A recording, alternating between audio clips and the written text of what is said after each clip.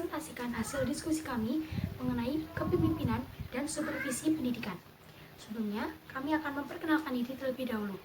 Anggota yang pertama yaitu saya sendiri, Kurota Yun, dan juga dua rekan saya yang bernama Fikria Rozi dan Kartika Puspaningrum. Nah, yang pertama, saya akan menjelaskan tentang apa itu kepemimpinan. Nah, sebenarnya apa sih perbedaan antara pemimpin, kepemimpinan, dan juga memimpin? Nah, pemimpin merupakan suatu peran dalam sistem tertentu. Kepemimpinan berhubungan dengan keterampilan, kecakapan, dan kemampuan mempengaruhi orang lain yang dimiliki seseorang. Sedangkan memimpin merupakan istilah yang digunakan dalam konteks hasil penggunaan peran seseorang yang berkaitan dengan kemampuan mempengaruhi orang lain dengan berbagai cara. Nah, dalam organisasi sekolah, kepemimpinan dilakukan oleh kepala sekolah. Yang selanjutnya mengenai kepemimpinan efektif. Terdapat beberapa indikator mutu kepemimpinan efektif untuk kepala sekolah, yaitu sebagai berikut. Yang pertama, pengambilan keputusan diambil secara partisipatif. Kedua, pengambilan keputusan bersifat objektif sesuai kebutuhan di lapangan. Yang ketiga, pengambilan keputusan relevan dengan kondisi siswa. Yang keempat, terjadi keakraban antara kepala sekolah, guru, staf, dan siswa di sekolah. Kelima, kepala sekolah terbuka menerima kritik dan saran. Yang keenam, kepala sekolah terbuka terhadap pembaharuan dalam sistem pendidikan. Ketujuh, ada kejelasan pendelegasian tugas antara kepala sekolah, guru, dan staf. Kedelapan, kepala sekolah memberi kesempatan yang sama ke semua guru dan staf untuk mengembangkan diri. Dan yang terakhir, kepala sekolah memiliki visi, misi, dan tujuan ke depannya yang jelas. Selanjutnya yaitu peran kepala sekolah sebagai pimpinan. Peran yang pertama yaitu sebagai pelaksana atau eksekutif. Maksudnya yaitu pemimpin atau kepala sekolah tidak boleh memaksakan kehendak sendiri terhadap kelompoknya. Ia harus berusaha memenuhi kebutuhan kelompok serta melakukan program atau rencana yang telah ditetapkan bersama. Peran kedua yaitu sebagai perencana atau planner. Kepala sekolah yang baik harus pandai menyusun perencanaan, sehingga segala sesuatu tidak dilaksanakan secara sembarangan, melainkan dilaksanakan dengan tujuan yang jelas. Peran ketiga yaitu sebagai ahli atau expert. Kepala sekolah harus memiliki keahlian, terutama yang berkaitan dengan tugas jabatan kepemimpinan. Peran yang keempat yaitu mengawasi antara anggota-anggota kelompok. Maksudnya yaitu kepala sekolah berperan dalam menjaga agar tidak terjadi perselisihan dalam kelompok dan membangun hubungan yang harmonis. Peran yang kelima yaitu mewakili kelompok. Kepala sekolah harus menyadari bahwa baik buruk tindakan dirinya di luar kelompok mencerminkan baik buruk kelompoknya. Peran keenam yaitu bertindak sebagai pemberi ganjaran atau pujian dan hukuman. Kepala sekolah harus memberikan pujian bagi anggota yang telah bekerja keras bagi kelompoknya dan juga memberikan hukuman bagi anggota yang telah lalai atau melakukan kesalahan. Peran ketujuh yaitu sebagai wasit penengah. Pada saat terjadi perselisihan antar anggota, kepala sekolah harus bersikap tegas dan tidak pilih kasih pada salah satu anggotanya. Peran ke-8 sebagai pemegang tanggung jawab para anggota kelompoknya. Kepala sekolah harus bertanggung jawab terhadap perbuatan anggotanya yang dilakukan atas nama kelompok. Ke-9 yaitu sebagai pencipta atau memiliki cita-cita. Seorang pimpinan hendaknya mempunyai konsepsi yang baik dan realistis sehingga dalam menjalankan mempunyai garis yang tegas menuju ke arah yang dicita-citakan. Dan yang terakhir yaitu bertindak sebagai ayah atau father figure. Saya Fikria Rozi dan saya akan menjelaskan mengenai supervisi pendidikan. Apa yang dimaksud dengan supervisi? Supervisi menurut KBBI merupakan pengawasan utama, pengontrolan tertinggi, atau penyeliaan. Sementara supervisor atau pengawas pada pasal 1 ayat 1 Surat Keputusan Menpan nomor 091 tahun 2001 tentang jabatan fungsional pengawas sekolah dan angka kreditnya, dinyatakan bahwa pengawas sekolah adalah pegawai negeri sipil yang diberi tugas, tanggung jawab, dan wewenang secara penuh oleh pejabat yang berwenang untuk melakukan pengawasan pendidikan pada satuan pendidikan prasekolah, sekolah dasar, dan sekolah menengah. Dengan demikian, supervisor pendidikan adalah seseorang yang diangkat menjadi pegawai negeri sipil dengan jabatan supervisor untuk melaksanakan tugas, fungsi, dan tanggung jawab mensupervisi satuan-satuan pendidikan, baik supervisi manajerial maupun supervisi akademik. Supervisor melaksanakan pengawasan terhadap penyelenggaraan pendidikan di sekolah sesuai dengan penugasannya, yaitu meningkatkan kualitas proses belajar mengajar dalam pencapaian tujuan pendidikan. Prinsip supervisi pendidikan. Soekarto Infahrudi pada tahun 1994 mengemukakan adanya prinsip asasi dalam supervisi, yaitu Pancasila, dan dua prinsip lainnya, yaitu prinsip positif yang patut kita contoh dan prinsip negatif yang patut kita hindari.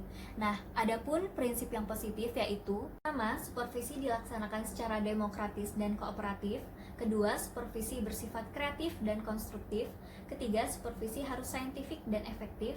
Keempat, supervisi harus dapat memberikan perasaan aman pada guru. Kelima, supervisi harus berdasarkan pada kenyataan atau objektif. Keenam, supervisi harus memberikan kesempatan pada supervisor dan guru untuk mengadakan self-evaluation. Lalu, apa saja prinsip supervisi negatif yang tidak patut dicontoh? Pertama, seorang supervisor tidak boleh bersifat otoriter. Kedua, seorang supervisor tidak boleh mencari-cari kesalahan guru. Ketiga, seorang supervisor bukan inspektur yang bertugas memeriksa pelaksanaan suatu keputusan atau peraturan. Keempat, seorang supervisor tidak boleh menganggap dirinya lebih tinggi daripada guru. Kelima, seorang supervisor tidak boleh terlalu banyak memperhatikan hal-hal yang kecil dalam cara guru mengajar. Keenam, seorang supervisor tidak boleh lekas kecewa jika mengalami kegagalan. Jalan dengan pendapat tersebut, Suharsini Arikunto pada tahun 1982 mengemukakan pendapatnya mengenai prinsip-prinsip supervisi pendidikan. Walaupun tidak persis sama, namun pada dasarnya unsurnya tetap sama. Pun prinsip supervisi pendidikan menurut Suharsini adalah sebagai berikut. Pertama, ilmiah atau scientific yang mencakup sistematis, yaitu dilaksanakan secara teratur, berencana, dan kontinu. Objektif, yang artinya data yang didapatkan haruslah data yang nyata, bukan data yang bersifat penafsiran. Yang ketiga, menggunakan alat atau instrumen yang dapat memberi informasi sebagai umpan balik untuk mengadakan penilaian terhadap proses belajar mengajar. Prinsip lain yaitu demokratis, maksudnya menjunjung tinggi asas musyawarah, memiliki jiwa kekeluargaan yang kuat, serta sanggup menerima pendapat orang lain. Selanjutnya, kooperatif, maksudnya seluruh staf dapat bekerja sama sehingga tercipta situasi yang baik.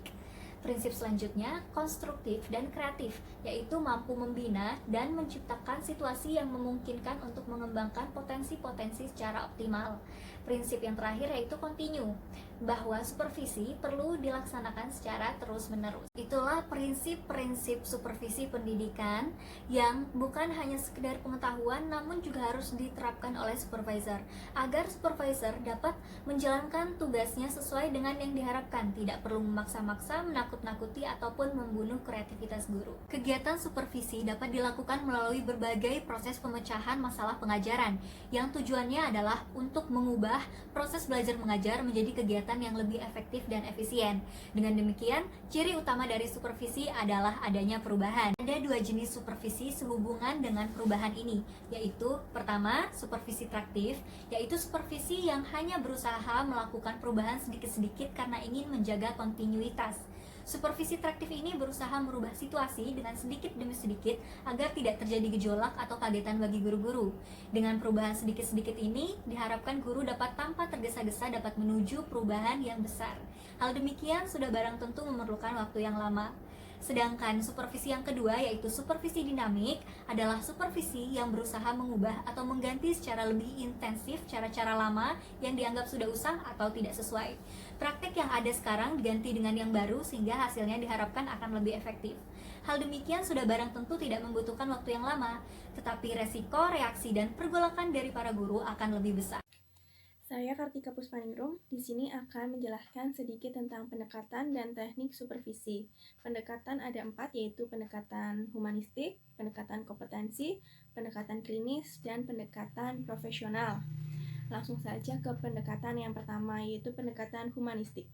Pendekatan ini, supervisor percaya bahwa kepala sekolah melakukan analisis dan pemecahan masalah yang dihadapinya dalam mengelola lembaga pendidikan di tingkat persekolahan. Tekniknya yaitu yang pertama pembicaraan awal, yang kedua dilakukan secara informal, yang ketiga observasi, yang keempat analisis dan interpretasi, yang kelima pembicaraan akhir, dan yang keenam laporan. Kemudian ke pendekatan yang kedua yaitu pendekatan kompetensi. Pendekatan ini mempunyai makna bahwa guru harus mempunyai kompetensi tertentu untuk melaksanakan tugasnya. Pendekatan kompetensi ini didasarkan atas asumsi bahwa tujuan supervisi adalah membentuk kompetensi minimal yang harus dikuasai guru. Adapun teknik kompetensi yang menggunakan pendekatan kompetensi adalah sebagai berikut. Yang pertama, menetapkan kriteria untuk kerja yang dikehendaki, yang kedua menetapkan target untuk kerja, yang ketiga menentukan aktivitas untuk kerja, yang keempat memonitor kegiatan untuk mengetahui unjuk kerja, yang kelima melakukan penilaian terhadap hasil monitoring, yang keenam yaitu adanya pembicaraan akhir. Kemudian pendekatan yang ketiga yaitu pendekatan klinis. Pendekatan klinis adalah proses tatap muka antara supervisor dengan guru yang membicarakan dalam hal mengajar dan ada hubungannya dengan hal itu. Melalui pendekatan ini, supervisor dan guru merupakan teman sejawat dalam memecahkan masalah-masalah pengajaran di kelas. Sasaran supervisi klinis seringkali dipusatkan pada yang pertama, kesadaran dan kepercayaan diri dalam melaksanakan tugas mengajar, yang kedua, keterampilan-keterampilan dasar yang diperlukan dalam mengajar, yang meliputi keterampilan dalam menggunakan stimulasi, yang ketiga, keterampilan melibatkan siswa dalam proses belajar, yang keempat, keterampilan dalam mengelola kelas dan disiplin kelas. Kemudian pendekatan yang keempat yaitu pendekatan profesional. Asumsi dasar pendekatan profesional ini adalah menunjuk pada fungsi utama guru yang menurut profesinya adalah melaksanakan pengajaran dan tugas utama profesi guru itu adalah mengajar.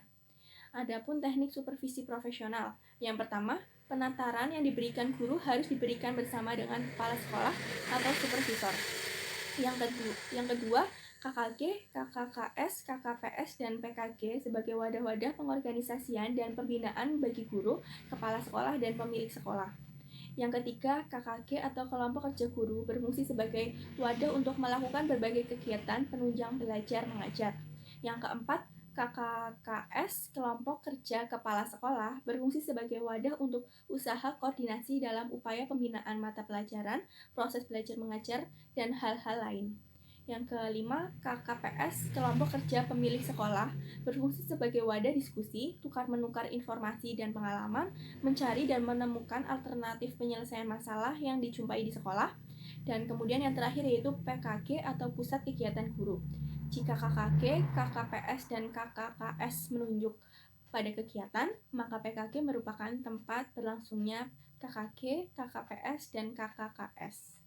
Sekian presentasi dari kelompok kami. Kurang dan lebihnya kami mohon maaf. Terima kasih. Wassalamualaikum warahmatullahi wabarakatuh.